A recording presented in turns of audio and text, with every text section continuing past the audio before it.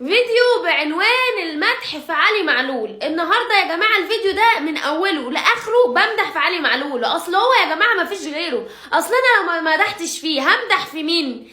رجل المباراه ياخدها وعن جداره يا جماعه. علي معلول النهارده ساهم في ال3 اهداف، هو اللي عمل الاسيست بتاع ال3 اهداف، هدف محمد شريف وهدف القندوسي وهدف رأفت خليل. لو كنت اقدر احب تاني هحبك انت يا علي يا معلول. انا ما لقيتش اعظم ولا احسن من الساعه اللي انت جيت فيها النادي الاهلي، اقسم بالله ده يا بختنا بيك يا علي يا معلول. طب قولي لو جه باك شمال غيرك هديله قلب ازاي وانت سارقه؟ والله العظيم انت سارقه يا علي يا معلول. الرجل الذي يلعب وكأن النادي ملك لأبيه، يعني ما بيأثرش في حق النادي الاهلي يا جماعه.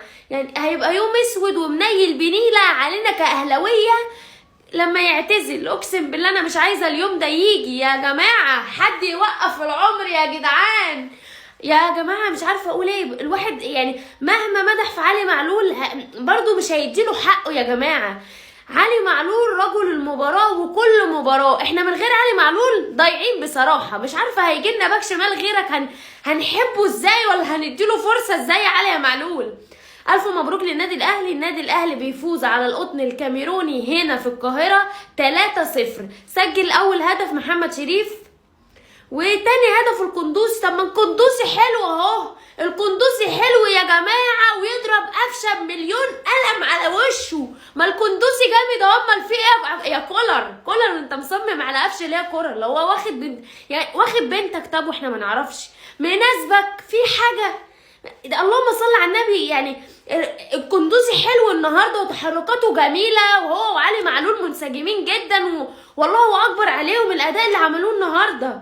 بسم الله ما شاء الله. وبرده مش عايزه انسى رأفت خليل، الله اكبر عليه. يعني لاعب لسه صغير بس لاعب جامد بصراحه. انا لسه بقول الواد لاعب جامد سجل جون.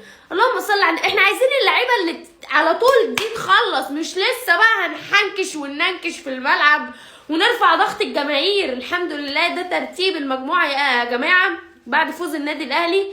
النادي الاهلي يمتلك 4 نقاط، ثالث المجموعه. النادي الاهلي ملزم ان هو يفوز الماتشين، وماتش سان داونز يعني اقل نتيجه اللي هي تتعادل، مفيش خساره.